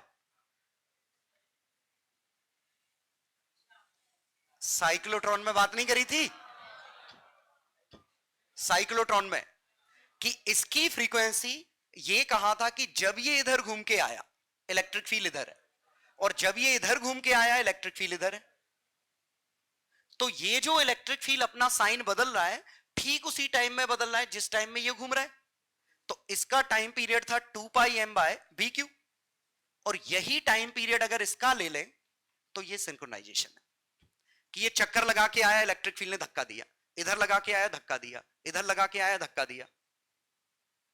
तो चूंकि इसका सर्कल कंप्लीट करने का टाइम पीरियड और इलेक्ट्रिक फील्ड के स्विच होने का टाइम पीरियड अगर सेम हो गए, तो हर बार धक्का एक ही डायरेक्शन में लगेगा और एनर्जी ट्रांसफर मैक्सिमम होगी। था ना, यहां मैक्सिमम हुई थी। मतलब हम 100 वोल्ट की बैटरी से सेवरल 1000 वोल्ट का एनर्जी पैदा कर दिए थे। क्लियर? तो ये जो पार्टिकल एक्सीलरेटर में हम रेजोनेंस की कंडीशन यूज कर चुके हैं, और इसमें भी क्या हुआ, चार्ज जो मूव कर रहा है वो क्या है, frequency of object, this is natural frequency and this is frequency of source. आया समझ में है? चलो,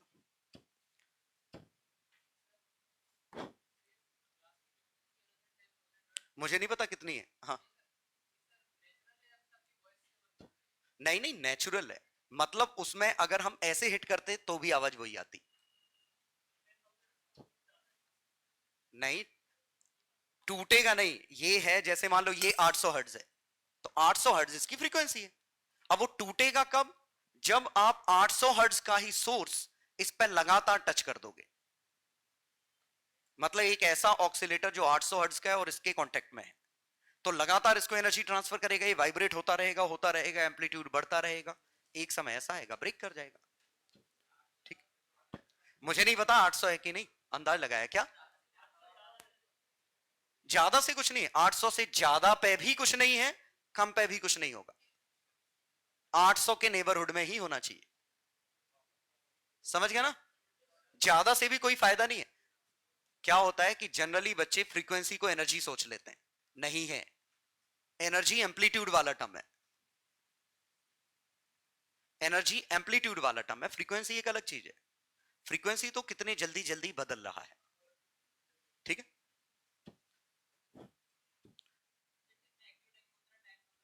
जितना क्या, हाँ जितना हम, बिल्कुल, जितना इस फ्रीक्वेंसी के क्लोज हो गए उतना जल्दी वो टूट जाएगा, है ना, उतना जल्दी ये कंडीशन आएगी। क्या, कहां मार दें, वो तो ऐसे ही मार के फोड़ दो ना फिर तो। क्या, कहां, अरे तुमने अगर हिट कर दिया तो तुमने एनर्जी, उतनी एनर्जी बहुत छोटे हिस्से में दे दी, फिर तो फूटेगा ही यार। ये समझ में आया मैं क्या कह रहा हूं, कि अगर आप इस पूरे कांच पे एक जगह कोई फोर्स लगा दो, एक जगह, तो वो पूरी एनर्जी एक पॉइंट पे मिल रही है। रेजोनेंस होना हो अब तो एम्पलीट्यूड बढ़ ही जाएगा उस हिस्से का, क्योंकि हमने एनर्जी बहुत ज्यादा दे दी ना, तो वो तो फूट ही जाएगा। लेकिन वही आप डिस्ट्रीब्यूट पूरे में करते तो नहीं फूटता। तो जब हम वॉइस से कर रहे हैं तो वो एनर्जी डिस्ट्रीब्यूट हो रही है पूरे में, एक पर्टिकुलर किसी पॉइंट को नहीं मिल रही है। ठीक है,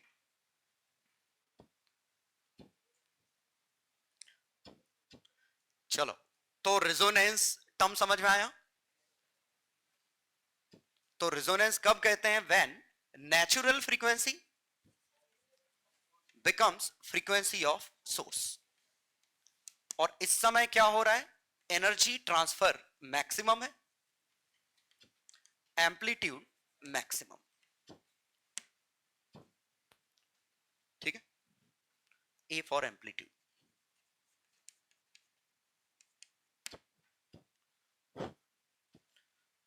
साउंड वेव में पूरा टॉपिक है इस, सिर्फ इसी टर्म पे, लगभग पूरे साउंड वेव में हम इसी चीज की बात कर रहे होंगे। ठीक है, कि रिजोनेंस करना क्या है।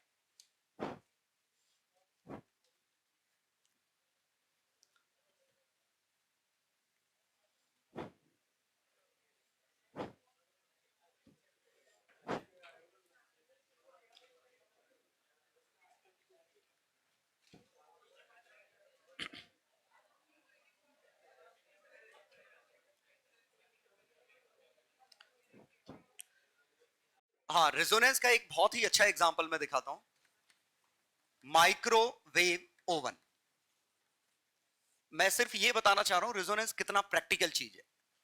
माइक्रोवेव ओवन में आपने शायद सबने एक्सपीरियंस किया होगा, बर्तन गर्म नहीं होता, खाना गर्म हो जाता है और काफी जल्दी गर्म होता है, ठीक है, और अंदर तक गर्म हो जाता है, ठीक है। ये बड़ा इंटरेस्टिंग है कैसे गर्म होता है। तो देखो, ये हमारा कोई सब आलू मान लो, आलू है, ठीक है, इसके अंदर पानी का कंटेंट है, ये मॉइस्चर कंटेंट है, ठीक है। पानी की अपनी एक नेचुरल फ्रीक्वेंसी होती है और अप्रोक्स 5 गीगाहर्ट्ज। मतलब वाटर मॉलिक्यूल रेस्ट पे नहीं है, दरअसल कोई भी मॉलिक्यूल रेस्ट पे नहीं है, एवरी मॉलिक्यूल इज वाइब्रेटिंग। जानते हो ना, हमारी बॉडी के भी मॉलिक्यूल वाइब्रेट कर रहे हैं, ठीक है, और हमारी बॉडी के मॉलिक्यूल वाइब्रेट कर रहे हैं। अगर हमें कोई एनर्जी ट्रांसफर कर दे इसी फ्रीक्वेंसी पे तो हम फूट जाएंगे, ठीक है, बिल्कुल वेपन बन सकता है इसका, बनाएंगे नहीं लेकिन, है ना। वो शायद ऐसा है कि फोड़ने के लिए जो वेपन बनाना वो करोड़ों का बन रहा है, 100 रुपए की गोली से मार दो, एक पत्थर मार दो, इतना खर्चा कर नहीं रहा होगा कोई। इट मे बी पॉसिबल कि हमारी बॉडी के डिफरेंट पार्ट्स की फ्रीक्वेंसीज अलग अलग। देखो ऐसे समझिए कि हर बॉडी जो 0 केल्विन पे नहीं है उसकी अपनी एक फ्रीक्वेंसी है, क्योंकि उसके पास एनर्जी है, एटलीस्ट टेम्परेचर वाली एनर्जी तो है ही। तो हर बॉडी में, खासकर जो सॉलिड बॉडीज हैं उनमें वाइब्रेशनल डिग्री ऑफ फ्रीडम होते हैं। सॉलिड में इकलौता एक ही डिग्री ऑफ फ्रीडम होता है, वाइब्रेशनल। और वाइब्रेशन मतलब ऑक्सीलेशन, मतलब फ्रीक्वेंसी, ठीक है। तो सभी के पास वाइब्रेशनल डिग्री ऑफ फ्रीडम है सॉलिड्स के पास। तो सॉलिड के अंदर जो H2O ट्रैप्ड है पानी, वो भी ऑक्सीलेट कर रहा है और उसकी फ्रीक्वेंसी रफली 5 गीगाहर्ट्ज होती है उसके वाइब्रेट करने की। और ठीक है, बाकी आलू की फ्रीक्वेंसी कुछ और है, जो पानी है उसकी फ्रीक्वेंसी ये। अब अगर मैंने इसको एनर्जी ट्रांसफर करी, ठीक है, इसको एनर्जी ट्रांसफर करी और वो 5 गीगाहर्ट्ज पे ही है, तो ये 5 गीगाहर्ट्ज और आलू मान लेते हैं कि 2 गीगाहर्ट्ज होता, तो वो 2 गीगाहर्ट्ज पे उतनी एनर्जी ट्रांसफर नहीं करेगा जितनी एनर्जी ट्रांसफर करेगा पानी को। और आसपास के बर्तन मान लो किलोहर्ट्ज पे होते तो उनको एनर्जी ना के बराबर ट्रांसफर करेगा। मैक्सिमम एनर्जी ट्रांसफर किसमें होगी? वाटर मॉलिक्यूल पे। और वाटर मॉलिक्यूल अंदर तक है, और अंदर तक है तो उनका एम्पलीट्यूड बढ़ेगा, और वाइब्रेशनल एम्पलीट्यूड बढ़ रहा है मतलब वाइब्रेशनल एनर्जी बढ़ रही है, मतलब ऑब्वियसली टेम्परेचर बढ़ रहा है, और ये टेम्परेचर अंदर से बढ़ रहा है। तो दो फायदे हैं, एक तो सिलेक्टिव है कि आपका जो मेटल है उस मेटल के अंदर पानी का कंटेंट नहीं है, तो उसकी फ्रीक्वेंसी इसके बराबर नहीं है, तो वहां एनर्जी ट्रांसफर काफी कम है। मेनली जो एनर्जी ट्रांसफर है मॉइस्चर कंटेंट पे। और दूसरा, मॉइस्चर अंदर तक है तो अंदर तक उबल जाएगा। आ गया समझ में? ये जलेगा नहीं, उबल जाएगा। जैसे जलता है कार्बन आता है, वो पानी थोड़ी ना कार्बन में बदला है, वो तो इसके कार्बोहाइड्रेट्स वगैरह हैं जो काले पड़ गए हैं, समझ गया ना। तो इसमें वैसा वाला नहीं होगा कि जल जाएगा और काला पड़ जाएगा जैसा अपन नॉर्मल आग में करते हैं। तो उसमें वो एनर्जी सब में ट्रांसफर हो रही है। यहां एनर्जी कहां ट्रांसफर हो रही है? सिर्फ पानी पे। तो देखो प्रैक्टिकली इसका यूज है। बात समझ में आई इसमें कि ये ओवन और ये जो एनर्जी ट्रांसफर करते हैं ये इलेक्ट्रोमैग्नेटिक वेव्स के फॉर्म में ट्रांसफर करते हैं, और उन वेव्स का नाम है, और बड़ा अच्छा, माइक्रोवेव्स। दैट्स वाई इसका नाम है माइक्रोवेव ओवन, क्योंकि वो एनर्जी ही माइक्रोवेव्स है, ठीक है। कोई दिक्कत तो नहीं?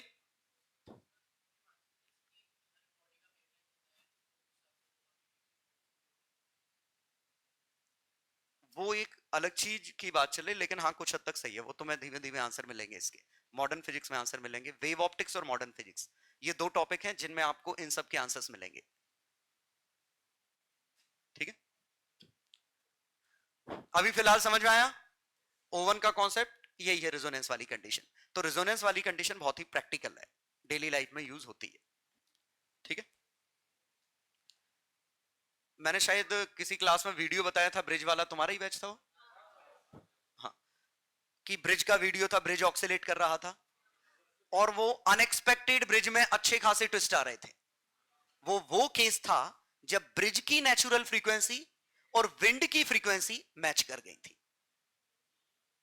प्रैक्टिकली मैच करना बहुत ही कम चांसेस हैं, लेकिन कभी कभी ऐसा होता है कि मैच कर जाता है, और जब दोनों मैच कर गए तो उस समय एम्पलीट्यूड इतना ज्यादा होता है कि नेकेड आई से दिखने लगता है।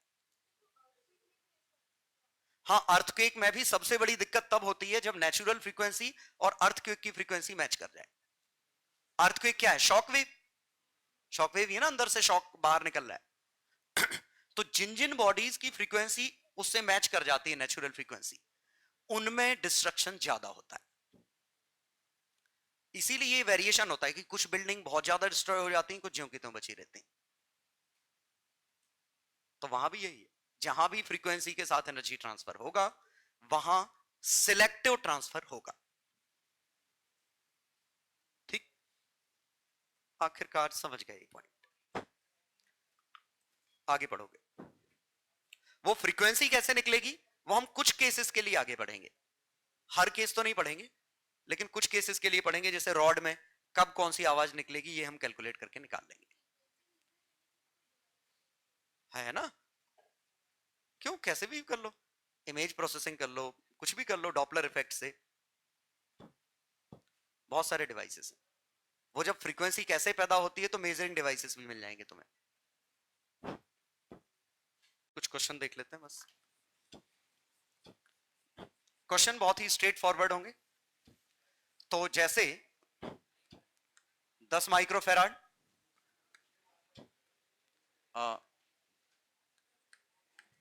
25 मिली हेनरी,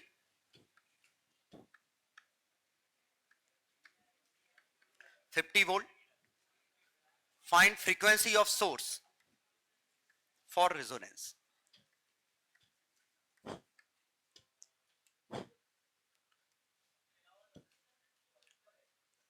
सॉरी,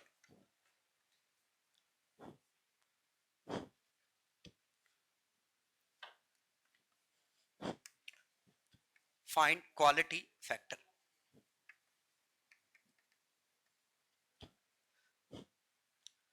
पहले ये दो चीजें समझते हैं। Frequency of source for resonance क्या था? Omega L 1 upon omega C, omega की value 1 upon under root L C. देखते हैं कितना मिलता है। अंडर रूट एल कितना है? 25 मिली, 10 पे -3। कैपेसिटेंस 10 माइक्रो, 10 पे -6। सही लिखा? 6 और 3 9, 8, 10 पे 4 बाय 25,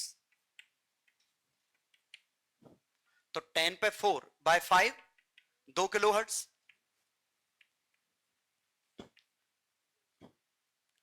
तो 2000 हर्ट्ज इसकी, सॉरी हर्ट्ज नहीं लिखना चाहिए, ओमेगा की वैल्यू 2000 है।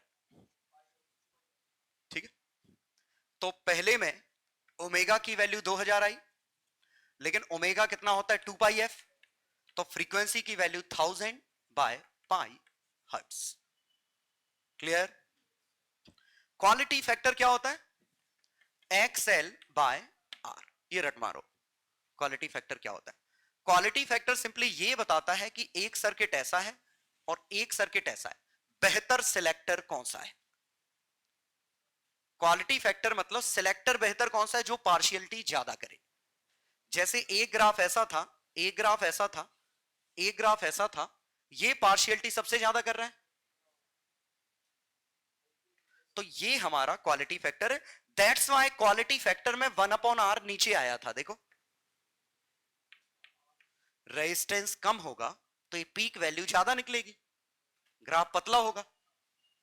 ठीक है, और एक और आता है एक्सएल। एक्सएल की जगह आप एक्ससी भी लिख सकते हो, क्योंकि दोनों वैसे ही बराबर। ठीक है, तो हम इसके प्रूफ के पीछे नहीं जाएंगे, याद कर लेंगे बस। ठीक है, तो सिंपली कि ग्राफ कितना सिलेक्टिव है, तो जितना पतला ग्राफ होगा उतना क्वालिटी फैक्टर होगा। तो quality factor XL by R, और एक्सएल को आप चाहें तो लिख सकते हैं ओमेगा एल, और ओमेगा क्या है? 1 upon under root L C. Into L. तो ये दरअसल बना L बाय C।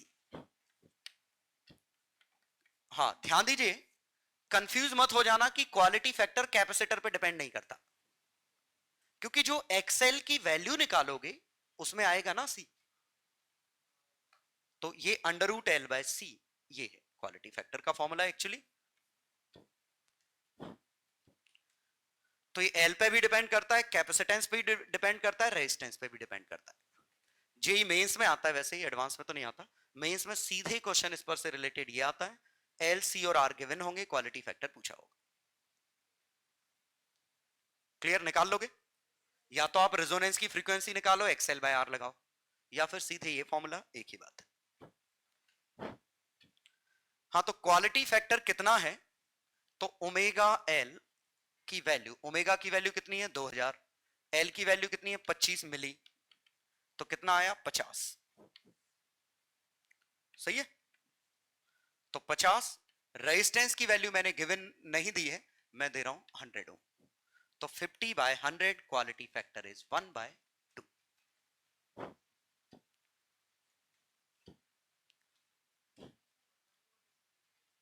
कुछ नहीं, ये तो फैक्टर है ना, आधी। हाँ है ना सिग्निफिकेंस। उसके लिए मुझे वो बताना पड़ेगा, इसका प्रूफ, जो कि मैं बताना नहीं चाह रहा, शायद रिवीजन में बताऊं।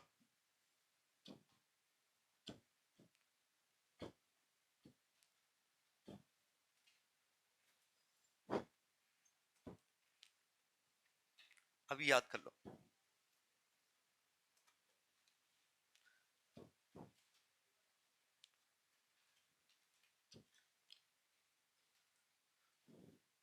और अगर तीसरा क्वेश्चन होता, if frequency is equal to twice of resonance frequency, find peak peak current. हाँ अभी पीक करंट, तीसरे में पीक करंट कितना है? कितना है पीक करंट?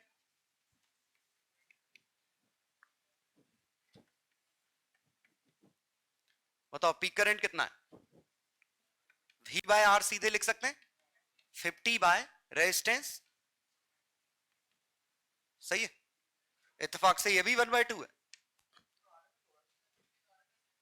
कुछ 50 वोल्ट अकेला लिखा ना मैंने, कुछ और नहीं लिखा ना।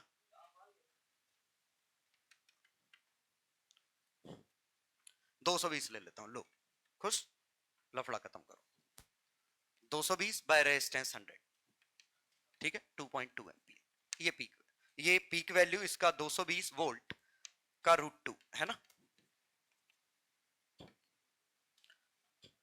वैसे कायदे से ये क्या दो पीक कंफ्यूज करेंगे, एक पीक जो आरएमएस पीक वाला है, एक पीक जो इसका मैक्सिमा है। तो मैं स्टेटमेंट लिखूं, peak value of RMS current. ये समझ में आया क्या लिखा है? आरएमएस की maximum value, maximum possible current, ये समझ लो, या करंट एट रेजोनेंस। लो लफड़ा खत्म करते हैं अब, ठीक है। 220 बाय 100, रेजोनेंस में करंट कितना है वो ये आया, ठीक है। पीक नहीं है, अरे जो ग्राफ बनता उस ग्राफ का मैक्सिमा वाला है। तो ये आई का जो ग्राफ बनता, इसका जो ये वैल्यू आती ये, तो अगर मैंने 220 बाय आर लिखी है तो ये अभी भी आरएमएस वैल्यू है, आरएमएस की मैक्सिमम पॉसिबल वैल्यू लिखी है। तो ये पीक लोकल मैक्सिमा वाला पीक है, वो पीक एम्पलीट्यूड वाला पीक था, इसीलिए मैंने लैंग्वेज बदल दी, करंट एट रेजोनेंस पूछा है। Find current, low find current in circuit. अब क्या अंतर आएगा?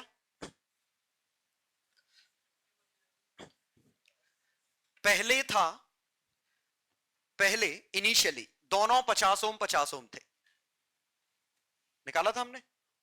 एक्सएल की वैल्यू 50 ओम थी, रेजिस्टेंस 100 ओम था, ये अभी भी 100 ओम है, ये कितना बनेगा? 100 ओम। पक्का समझ में आया? ये कितना बनेगा? 25 ओम। ये कितना था? 220 वोल्ट। तो करंट कितना आएगा 220 by under root of 100 square plus 75 square. बात समझ में आई? रेजोनेंस में ये हम निकाल चुके हैं ओमेगा एल।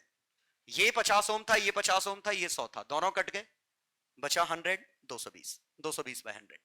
लेकिन यहां पे जो 50 ओम था इंडक्टर वाला, फ्रीक्वेंसी डबल करने पे 100 ओम हो गया, कैपेसिटर 25 ओम हो गया, कंट्रीब्यूशन 75। ठीक।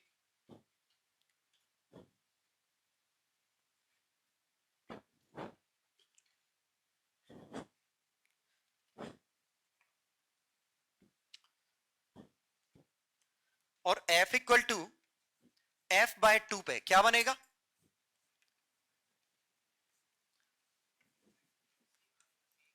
सेम आंसर आएगा, क्योंकि ये जो 25 है ये 100 हो जाएगा, ये 25 हो जाएगा। क्लियर?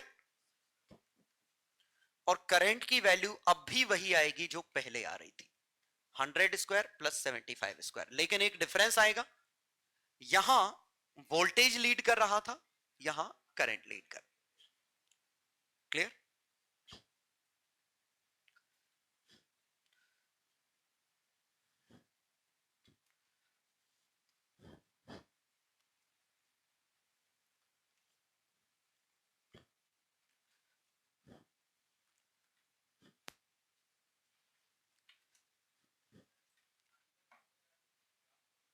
आई और ये आई और एफ का ही तो है ये।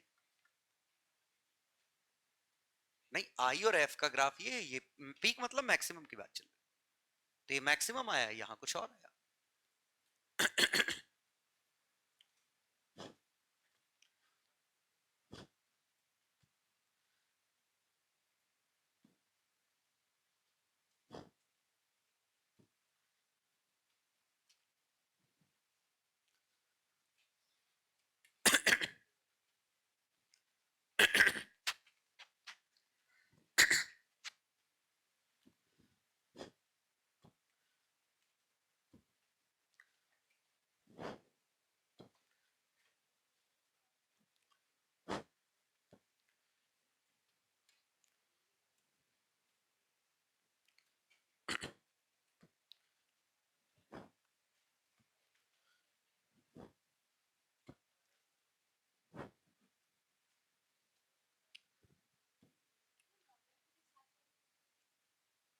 तो पता नहीं चला है, बहुत कुछ चीजें चालू हो चुकी है।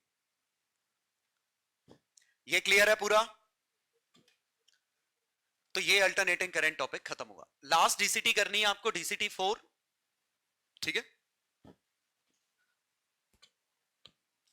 जो कि कल डिस्कस होगी, या कल मेरी क्लास हुई तो, नहीं तो नेक्स्ट क्लास में।